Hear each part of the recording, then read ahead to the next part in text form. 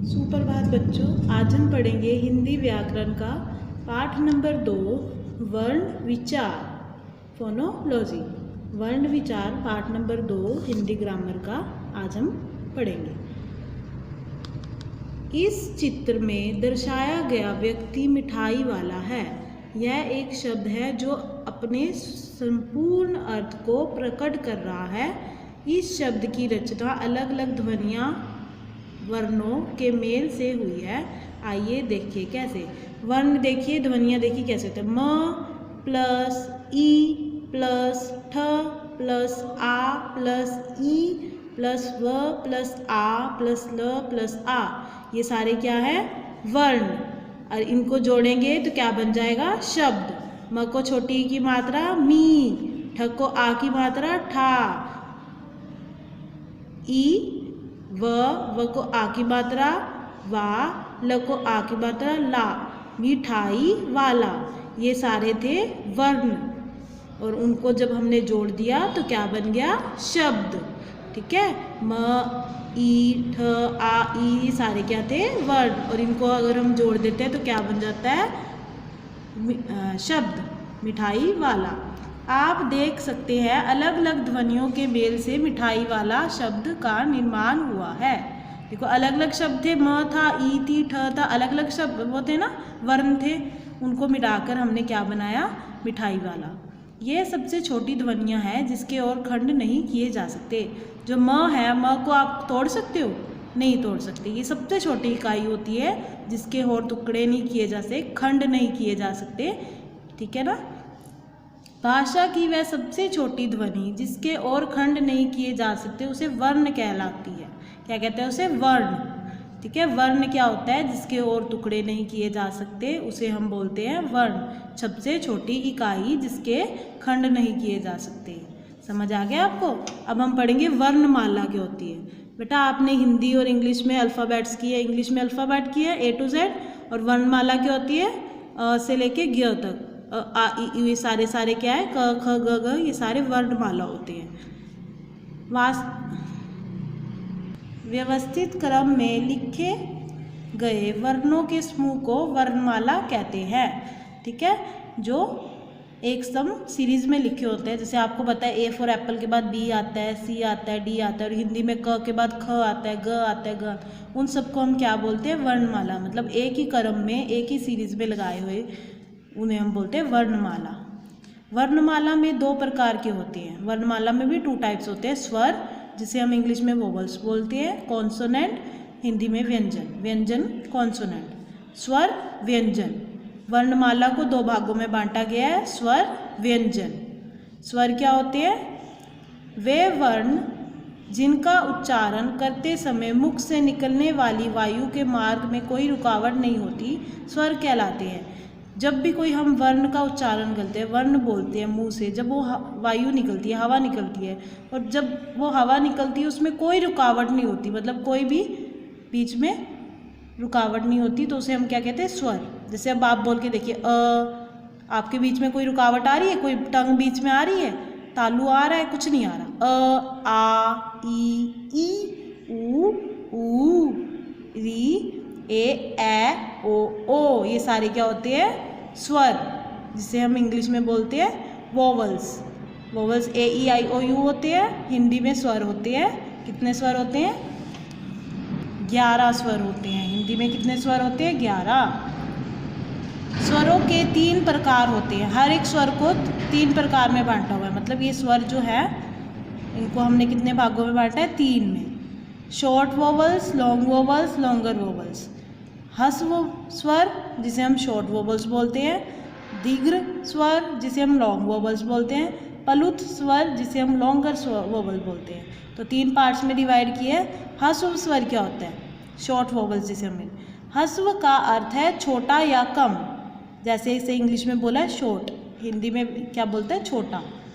जिन स्वरों के उच्चारण में कम समय लगता है उन्हें हम ह्रस्व स्वर कहते हैं। ह्रस्व स्वरों की संख्या 4 है। जैसे देखो अब आप बोलोगे ना और जल्दी से आपने बोल के ख़त्म कर दिया, बिल्कुल थोड़ा से टाइम लगेगा, उसे हम बोलते हैं ह्रस्व स्वर। जैसे अ, ई, उ तथा री। अब इसको बोलने में टाइम नहीं लगता, इनको 4 में होता है। ह्रस्व स्वर कितने होते हैं? 4, अ, ई, उ, री, ठीक है, ये सब है ह्रस्व स्वर।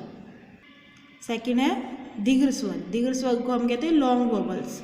दीर्घ शब्द का अर्थ है बड़ा या अधिक। दीर्घ मतलब बड़ा।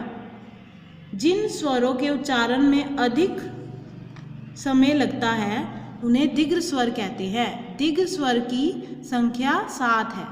देखो, जिसको बोलने में थोड़ा टाइम लगता है उसे हम बोलते हैं दीर्घ स्वर, जैसे आ, ई, उ, ए, ओ तथा ओ। इन सबको बोलने में टाइम लग रहा है ना। अ बोलने में टाइम नहीं लगता। आ देखो, आपको बोल के देखोगे ना तो आपको समझ आ जाएगा कितना टाइम लग रहा है। तो वह स्वर होते हैं 7। दीर्घ स्वर कितने होते हैं? 7। ये सारे स्वर हैं। आगे है नंबर 3 पे, यहाँ पे नंबर 3 आएगा प्लुत स्वर।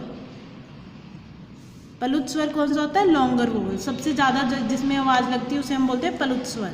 जिन स्वरों के उच्चारण में दीर्घ स्वरों से भी अधिकतम समय लगता है, इन सब दीर्घ स्वर से भी, जैसे आ, ई, उ से भी ज़्यादा टाइम लगता है, उसे हम बोलते हैं प्लुत स्वर, लॉन्गर स्वर। उन्हें प्लुत स्वर कहते हैं। जैसे ओम, क्या है एग्जाम्पल में? ओम, ठीक है। ये सारे थे हमारे वोवल्स के बारे में। वोवल्स को 3 पार्ट में डिवाइड किया हुआ है, दीर्घ, प्लुत और ह्रस्व स्वर को, ठीक है। स्वरों को 3 भाग में डिवाइड किया था। अब हमारे यहाँ पे आगे स्वरों की मात्रा। हमेशा हम स्वर का जो यूज़ है उनकी वोवल्स व्यंजनों के साथ लगाते हैं। ये हमारे होते हैं मात्राओं के रूप में आता है। जैसे अब देखिए, अ के अतिरिक्त सभी स्वरों का एक निश्चित चिन्ह होता है। स्वर चिन्ह को मात्रा कहते हैं। तो ये अ से जो अंग तक है उन स्वरों सभी की मात्राएं लगती हैं। इसका प्रयोग व्यंजनों के उच्चारण के साथ किया जाता है। व्यंजन के साथ, जैसे क से ज्ञ के साथ हम स्वरों का मिलान करते हैं तो नवा शब्द बनाते हैं। देखिए अब आ का कौन सी मात्रा होती है? आप सभी को पता है ना, आ की डंडा होता है। ई, छोटी ई की आगे से ही ऐसे मात्रा होती है, बड़ी ई की पीछे से। ऊ, छोटा ऊ, बड़ा ऊ, ये वाली मात्रा हो गई है। री, ये वाली मात्रा है। ए, ओ, बड़ा ओ, ये सारी मात्राएं दी गई है। अ की मात्रा, ई की, बड़ी ई की, छोटा ऊ, बड़ा ऊ, री, छोटा ए, बड़ा ए, ओ, ये सारी मात्राएं दी है। किनकी मात्रा है? ये स्वरों की मात्राएं। जैसे अब देखिए, अब कैसे लिखते हैं? क प्लस अ की कोई मात्रा नहीं होती। देखो बेटा, आ की मात्रा होती है डड्डा, बट अ की कोई मात्रा नहीं होती। क प्लस अ, तो क्या बन जाएगा? वो क। देखो, हलंत कब लगाते हैं हम? जब जिस भी साउंड के पीछे, जैसे क बोल रहे हैं तो क बोलते हुए हमारी अ की आवाज़ जरूर आती है, क, तो इसलिए हम उसके नीचे ये हलंत लगाते हैं। तो ये क है। ल, ये ल है। म, देखो म के पीछे भी अ की आवाज़ जा रही है, तो अ की कोई मात्रा नहीं होती। आ से लेके ओ तक की मात्राएं होती हैं, स्वरों की मात्राएं होती हैं। अब ये था, हमने स्वरों के बारे में पढ़ा। अब हम पढ़ेंगे व्यंजन, जिसे हम इंग्लिश में बोलते हैं कॉन्सोनेंट्स। वोवल और कॉन्सोनेंट्स होती है ना, तो ये कॉन्सोनेंट है व्यंजन। वे वर्ण जो स्वरों की सहायता से बोले जाते हैं व्यंजन कहलाते हैं।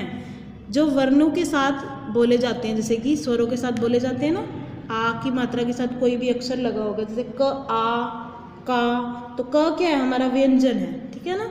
अब यहाँ देखो, व्यंजन के प्रकार बताए हुए हैं। उच्चारण के आधार पर व्यंजन के 3 प्रकार होते हैं। कितने प्रकार होते हैं? 3। व्यंजन को भी 3 पार्ट्स में डिवाइड किया है। स्पर्श व्यंजन, अत्यंत सत व्यंजन, ऊष्म व्यंजन, ठीक है। 3 पार्ट्स में डिवाइड किया। म्यूट्स, सेमी वोवल्स, सिबिलेंट्स, ठीक है। अब हम सबसे पहले पढ़ेंगे स्पर्श व्यंजन, जिसे हम बोलते हैं म्यूट्स। जिन व्यंजनों का उच्चारण करते समय जीभ मुख के भीतर विभिन्न स्थानों का स्पर्श करती है उन्हें स्पर्श व्यंजन कहते हैं। स्पर्श का मीन्स ही होता है बेटा टच। जो हमारी टंग होती है, जीभ होती है, बोलते समय हर एक जगह टच होती है, उसे हम बोलते हैं स्पर्श व्यंजन। जैसे क से लेकर म तक के।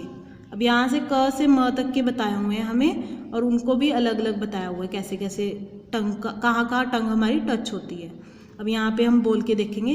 देखो, क, ख, ग, घ, ड़, इसे हम बोलते हैं कंठ। कंठ क्यों बोलते हैं? जब हम क बोलते हैं तो हमारे जो ये कंठ होता है, गला होता है, वो पूरा हिलता है। क, ख, वहाँ से कंठ से आवाज़ निकलती है ग घ ड़, ठीक है। और आगे है च से लेके अण तक तालु लगता है, मतलब च बोलेंगे तो हमारी जो टंग है वो तालु पर टच करती है। च छ ज झ न। आपको बेटा तब समझ आएगा अगर आप मैम के साथ बोलकर देखोगे। देखो च बोल के देखो, आपकी जो टंग है जीभ तालु के साथ टच हो रही है ना, ऊपर टच हो रही है, तो ये है च छ ज झ ण, ठीक है। ट ठ ड ढ ण, ये मुद्रा है, ये हमारे जो टंग है वो राउंड हो जाती है, ठीक है। और त थ द ध न में दंत, मतलब त बोलते हैं, थ बोलते हैं, द बोलते हैं, ध बोलते हैं, तो हमारी जो टंग है वो दांतों के साथ टच होती है। प फ ब भ म ओष्ठ, ये क्या होती है ओष्ठ। प फ ब भ म बोलते हैं तो हमारे जो लिप्स हैं वो टच होते हैं। तो ये सारे व्यंजन 25 व्यंजन जो है हमें बताया ये स्पर्श व्यंजन के अंदर आते हैं। बेटा ये आप करके देखोगे एक्टिविटी, और आगे हम नेक्स्ट वीडियो में पढ़ेंगे। Thank you.